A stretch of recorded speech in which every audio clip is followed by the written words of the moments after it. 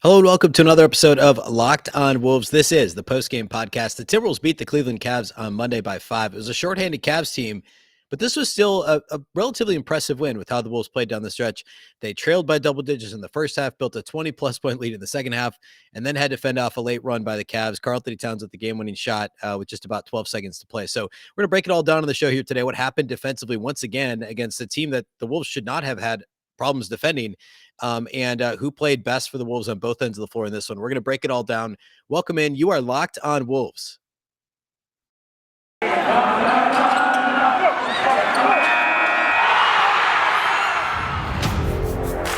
You are Locked On Timberwolves, your daily Minnesota Timberwolves podcast. Part of the Locked On Podcast Network. Your team every day.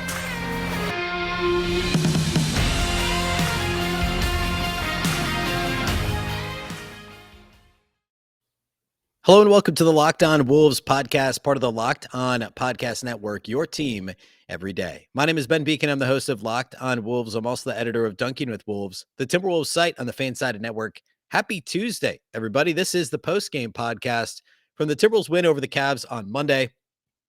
We're going to break down the entire game today. Key takeaways, how the Wolves managed to go up 120 plus to a shorthanded Cavs team that already struggles offensively. But also, what can we take away positively from this game? It was still a nice win. And there's some guys in the Wolves that did some really good things in this game. So I want to break that all down here on the show today. First of all, though, a big thank you for making Locked On Wolves your first listen every single day. Of course, Locked On Wolves is free and available everywhere you get podcasts. That includes YouTube, as well as all of your favorite audio platforms from Apple to Google, Spotify, Odyssey, wherever you listen to podcasts. You can also follow the show on Twitter at Locked On T-Wolves and at Beecken. That's with two B's, two E's, C-K-E-N. All right, so setting this one up, no Darius Garland for the Cavs. He was questionable as of, I guess, yesterday, but they ruled him out pretty early here for today. Obviously, no Colin Sexton. He's been out for a long time now. No Rajon Rondo. He's in the middle of an absence that's probably going to be a couple of weeks. And no Caris LeVert as well, who's, I believe, LeVert and Garland have only played 3 games together since they acquired Caris LeVert. So the Cavs certainly shorthanded. Now, the front court was all there. All-star Jarrett Allen, former All-Star and former Timberwolves Kevin Love, obviously Lauri Markkanen. So the bigs, the essentially the 6'10" and up guys, that kind of key the high-low offense that the Cavs run, those guys were all still there. Now, they did really have a point guard. So there's some concern here how they managed to score 122 in this game against the Wolves. We'll dive into that. The Timberwolves, though, at full strength, everybody, or at least everybody available for Minnesota. So this thing got off to a really slow start for Minnesota. They gave up, 37 first quarter points to the Cavs in this game. The defense was miserable. The offense wasn't much better for Minnesota. It really took kind of Karl-Anthony Towns towards the end of the first quarter to get things going for Minnesota offensively. And then the bench unit for Minnesota. Really, I mean, it's been a roller coaster for the Timberwolves bench unit, to say the least. A lot of highs, a few really, really low lows. Like, for instance, that Memphis game, the third Memphis game, I think it was, the bench combined to score like 10 points. There's been a handful of those games. There's been some really good games. This one was on the higher end of the ledger for the Timberwolves bench. They were really good. And in the second quarter, that was needed. The Timberwolves trailed by as many as 14. And if it wasn't for the bench playing so well in the second quarter, this thing might have had a completely different outcome. And the middle stage of the game, I mean, the bench scored 36 points in the first half alone. They averaged right around 35 points as a unit for the entire game. 36 first half points by the bench. And then even though they'd given up 50 plus midway through the second quarter to a Cavs team that for the season is 19th in offensive rating and is missing, essentially their entire backcourt, it wasn't great. But then in the third quarter, the Timberwolves offense came to life. The Wolves scored 38 in the second quarter, 37 in the third quarter, and took a 23-point lead partway through the third. This looked like it was going to be blowout city essentially down the stretch, but then Kevin Love got hot for the Cavs. In general, the Wolves defense just kind of broke down. The offense became really sloppy for Minnesota. The Cavs put together a nice run and made things respectable. I think it was like a 13-point game or something like that headed to the fourth quarter, what had been a 23-point Timberwolves lead. 13 points at the start of the fourth. So it went from down 14 early to up 23 in the third to up only 13 starting the fourth. And the lead kind of hung in that, basically 6 to 13 point range back and forth in the fourth quarter. And ultimately, the the Wolves gave it all back. I mean, the Cavs, Minnesota had some pretty subpar defensive possessions. And without, going blow by blow here, the Timberwolves just they struggled on the glass per usual. They struggled with the physicality and the length of the Cavs in the paint, the size of the Cavs in the paint. They gave up a lot of open threes, and we'll get into that here in key takeaways. But then in the final couple of minutes, the Wolves defense really, really locked down, and they actually got a really impressive stop with just under a minute to play. The Wolves had taken a 3-point lead after a pair of free throws from D'Angelo Russell. I'll talk more about D'Lo and how he got those free throws in the next segment here. But the Wolves played a really solid defensive possession. They forced Evan Mobley into a tough three-pointer that he missed, but par for the course for Minnesota. They failed to get the defensive rebound. Isaac Okoro gets the offensive rebound. Eventually, there's a jump ball situation called. It's Patrick Beverley versus Okoro. Of course, Okoro wins that jump ball. He hands the ball off to Cedi Osman, who Edwards is trailing him around the screen. Osman hits a three-pointer from the left wing to tie the game. So the game is now tied after being a 23-point Timberwolves lead in the third quarter.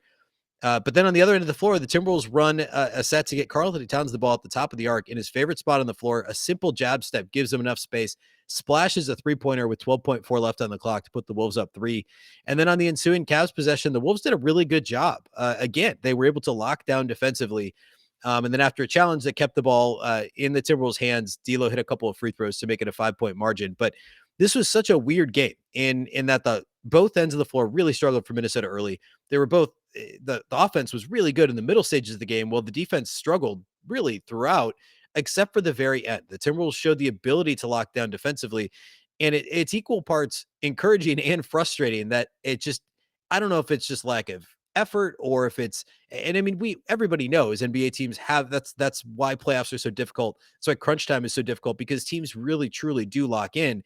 But just a little bit more of that earlier in the game, and this thing wouldn't have been close. It would have been a 15-point, 16-point, or 15, 20-point Timberwolves win if they had just been able to lock in defensively a little bit more against the Cavs team that, frankly, had no business scoring 122 against the Timberwolves in this game, based on who they had available, and also the fact that they're a pretty middle-of-the-road offense as it is.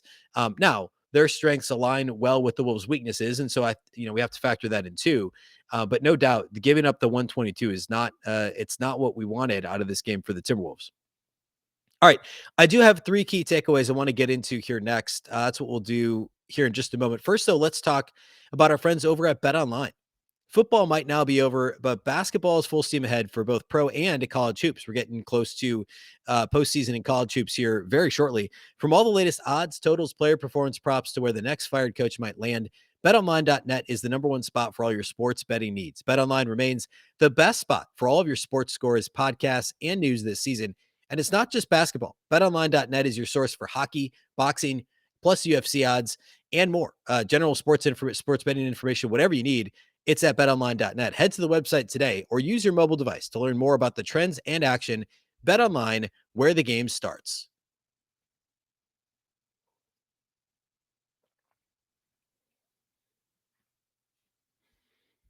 All right, another big thank you for making Locked On Wolves your first listen. For your next listen, though, you can check out the Locked On Now podcast, nightly recaps of every single NBA game with analysis from our local experts.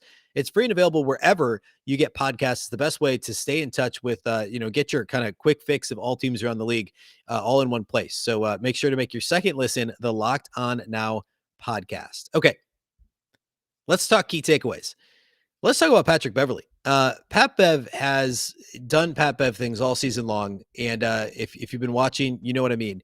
The line for this one's nice. 11 points, 6 assists, 3 blocks for Patrick Beverley, including one at the buzzer that was completely meaningless, but was a very Patrick Beverley-like exclamation point on the end of this game, blocking the buzzer beating attempt at a 5-point margin.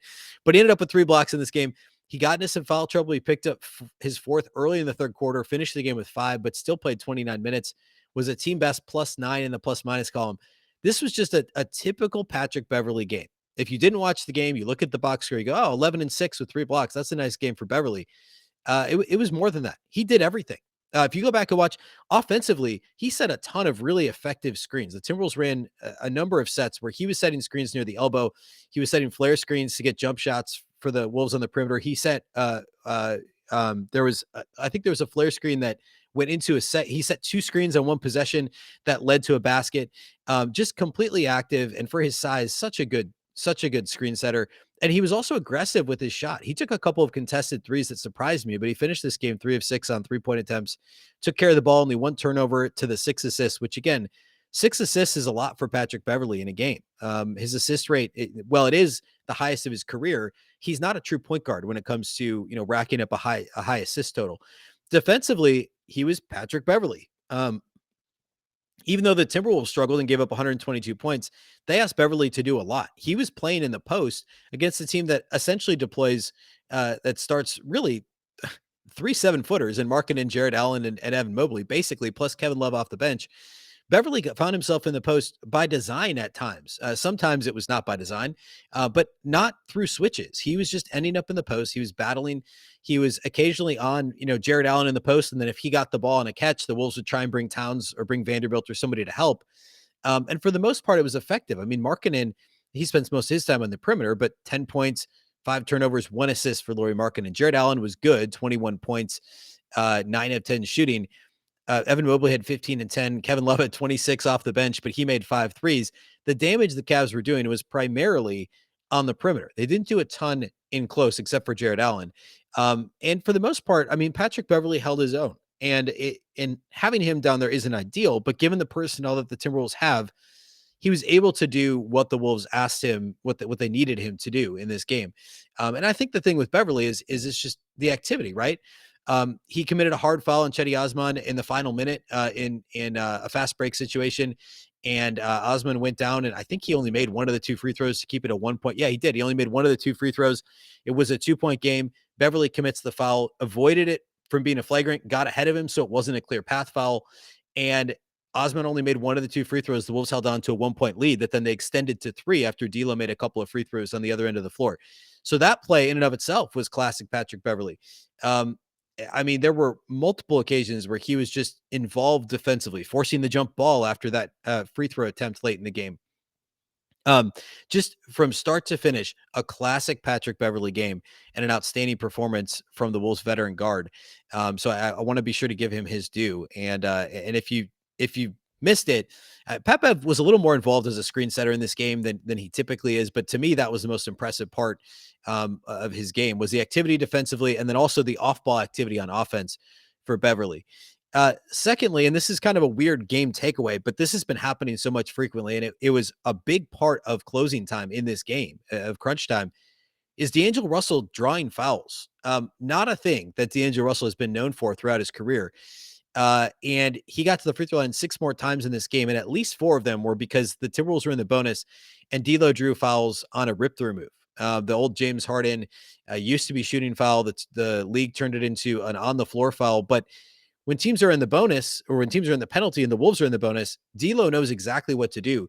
And especially a team like the Cavs with some of these young guards that are getting caught with their hand in the cookie jar. Brandon Goodwin was frequently caught in this scenario. Put your hand out. If D'Lo feels your hand reaching towards him, he's going to rip up through your arm and get the foul called on you and get to the free throw line. And actually, 4 of the 6 were from that move. His other 2 free throws were, he did a good job of selling some contact on the perimeter as well. So he's not getting to the free throw line by attacking the basket. And we have seen him get into the paint more than the last couple of years in a Wolves uniform, and really more than ever in his career. But that's not how he's primarily getting to the free throw line at this point.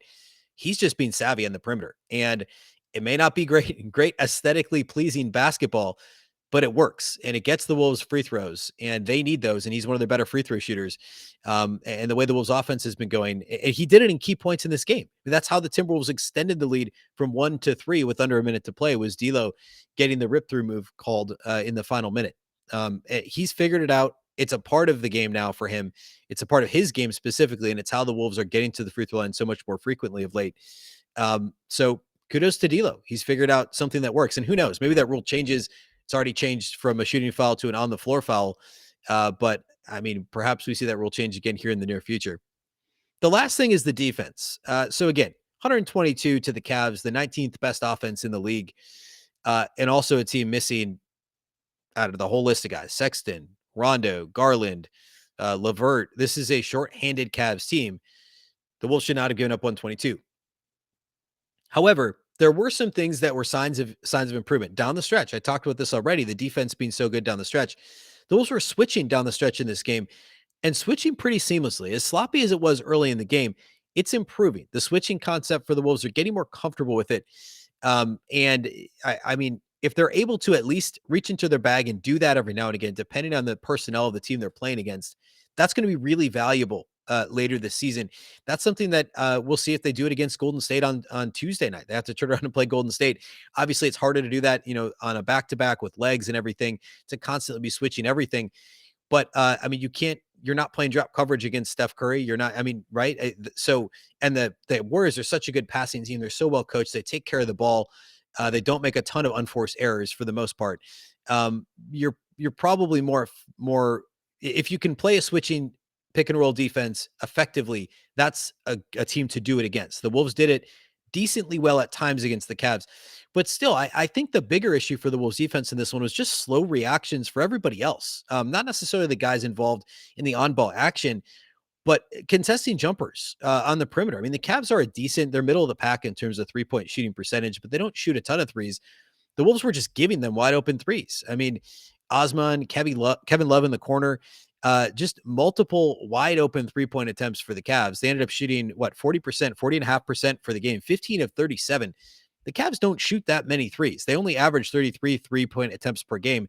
The Wolves were practically begging them to shoot threes in this game, and the Cavs obliged, and they made them. And that's why this game shrunk from a 23-point Wolves lead down to what was eventually a tie game. Late in the third quarter, the Cavs got hot from deep, and the Wolves couldn't do anything about it. It was just slow reactions, sloppy rotations. Again, the on-ball action, the actual defense of the at the point of attack wasn't terrible in this game. I talked about this a couple games ago, might have been after the Memphis game.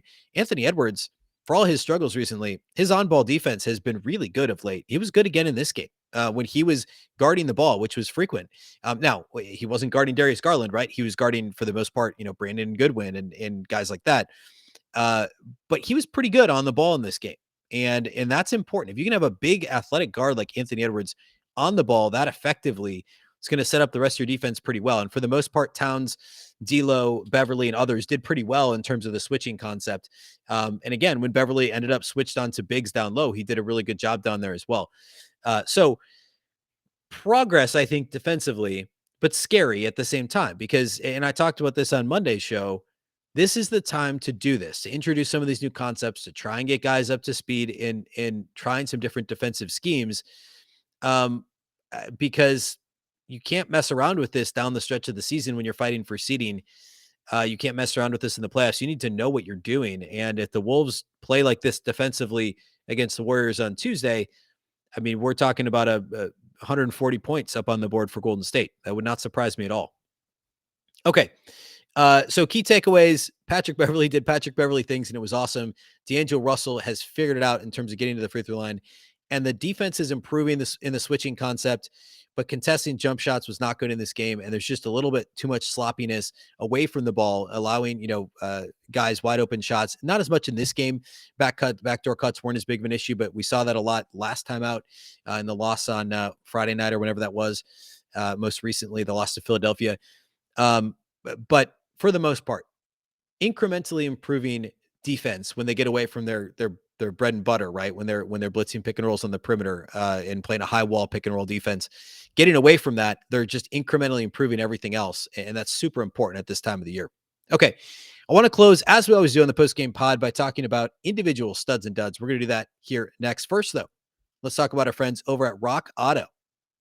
This episode is brought to you by Rock Auto. With the ever-increasing numbers of makes and models, it's now impossible for your local chain auto parts store to stock all the parts you need.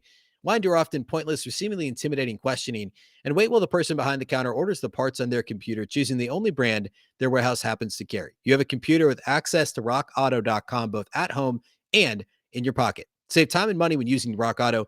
Why choose to spend 30, 50, even 100% more for the same parts from a chain store or car dealership?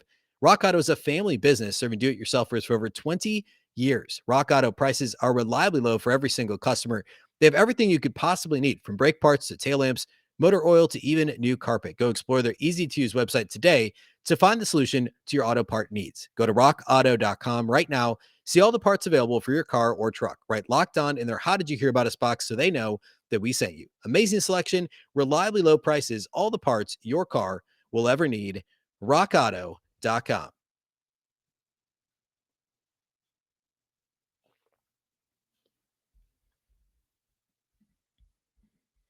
All right, let's close this thing up by talking individual studs and duds from this one. This was not a whole lot of gaudy stat lines in this game. The Timberwolves finished with 127 points, but this was a well-balanced attack for Minnesota. And different guys had kind of their moments to shine. Karl-Anthony Towns, end of the first part of the second quarter, really, I guess, end of the first. Anthony Edwards, second quarter, kind of came to life late second quarter. D'Angelo Russell was more consistent, but big down the stretch for D'Lo. Taurean Prince, Jaden McDaniels were huge in the second and third quarter, especially in Prince's case, and also in the fourth at a couple of big shots.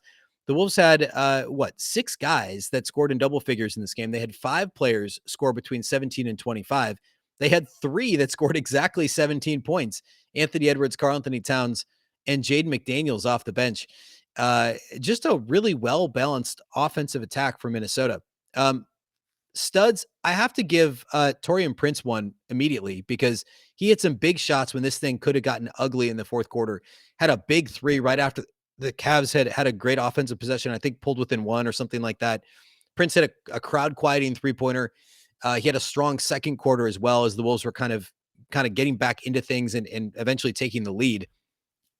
He had 15 points on 5 of 8 shooting, 1 of 4. His only 3-point make was that big one in the fourth quarter. 4 of 5 at the free throw line. Hit a couple of really tough mid-range shots too.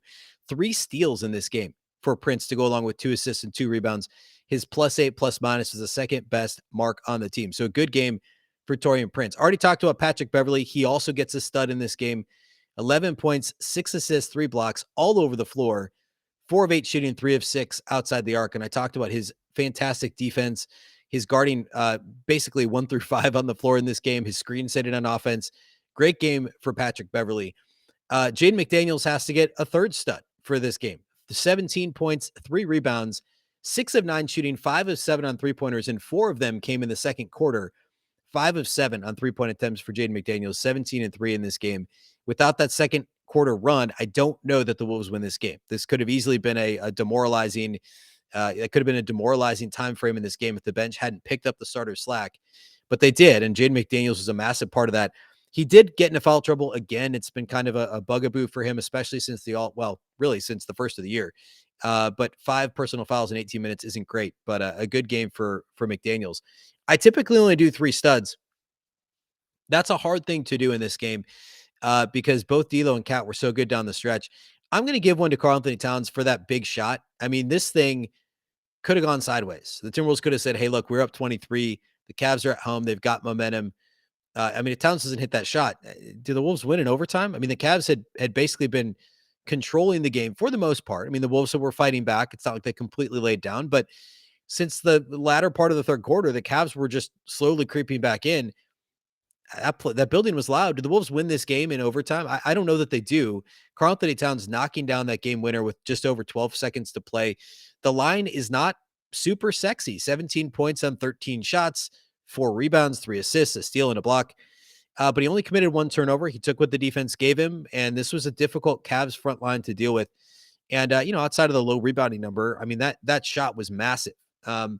I also have to call out, and I know this isn't studs and duds, and I'm just kind of cheating now going through everybody on the team, but D'Angelo Russell, 25, 4 made threes, really good down the stretch. Those made free throws, massive.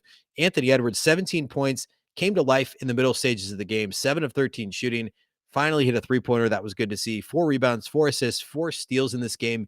He did have 5 fouls and turned it over 4 times, but Ant had one of his, really kind of his best game probably since the Pacers game. Going back to right before the All-Star break, I believe.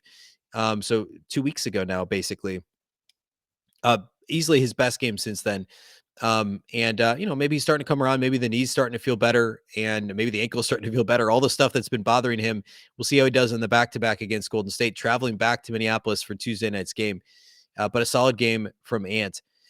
Kind of hard to pick a dud. So I guess that's why I cheated and did 4 studs for this game. Nobody really played badly. Naz Reid had a couple of ill-advised 3-point attempts, but did his thing for the most part. Malik Beasley had 3 made threes in 17 minutes. Jordan McLaughlin was fine. Actually had 7 assists and 0 turnovers in 13 minutes. So good game for J-Mac. Really no duds for the Wolves in this game. If I could give the team collectively a dud for just being unable to defend without fouling, I would. They committed 31 fouls in this game to the Cavs 17.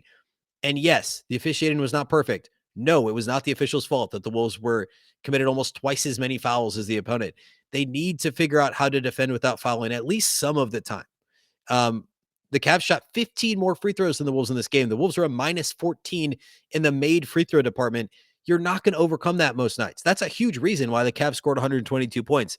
The Wolves committed 31 fouls. You talk about individuals in foul trouble. They had 3 guys with 5 fouls and 2 with 4. So you had 5 of the 10 guys that played had at least 4 personal fouls in this game. That's insane. The Wolves have to get that under control before we get to the stretch run and into the playoffs, or they're going to be in big trouble in some of these close, hard-fought playoff games. Now, I know the officials swallow their whistles a little bit more, but you better believe the Wolves are not going to get the benefit of the doubt in most of those situations in the playoffs. So they've just got to improve. And we've been saying it all season. And at this point, who knows? It's beating a dead horse. Will it happen? Probably not. But it's an issue, and the Wolves have to work towards fixing it. All right. Overall, I mean, this was a good win against a good team. The Cavs are still 11 games above 500. They're going to be a top 4 team in the East more likely than not if they can get their injury situation figured out. Even though they were shorthanded and missing key guards on this team, missing one of their all-stars, they still had Jared Allen, they still had Evan Mobley, they still had Lauri Markkanen, they still had Kevin Love, and still played well overall. So this was a nice win for Minnesota on the road. Now they go home, though, another back-to-back to play Golden State on Tuesday, which underscores why this was such an important win to get. Because if you don't win this one, you very easily could be looking at a 3-game losing streak if they lose Tuesday. Following the Friday blowout loss to Philadelphia, you lose 3 in a row, and you're feeling a lot differently going into Friday night's game against Oklahoma City, and that becomes like hey, we need a win. Now, if you lose to Golden State, you're at least alternating wins and losses going into an easier part of the schedule. The next 4 after the Golden State game are all between Oklahoma City and Portland. So 4 very winnable games upcoming. So that makes Tuesday. I mean, I don't want to say you're playing with house money, but nobody's going to expect the Wolves to win that game Tuesday. And if they do, now you're looking at potentially a nice long winning streak and kind of stop the bleeding when Denver's playing so well and the Clippers are playing better. And the Wolves just kind of have to keep pace to stay in the 7 spot now and hope that Denver kind of, hits a rough patch at some point. All right. So we'll do a post-game pod again following the Warriors game. That'll be Wednesday's show. So be sure to stay tuned for that. If you're following and subscribed to the show, thank you very much for doing that. And thank you for making Locked On Wolves your first listen each and every day.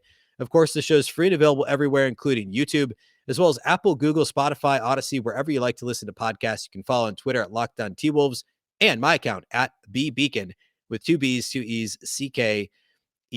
That's all we have for you today. Thanks again for listening to the Locked On Wolves podcast, of course, part of the Locked On Podcast Network.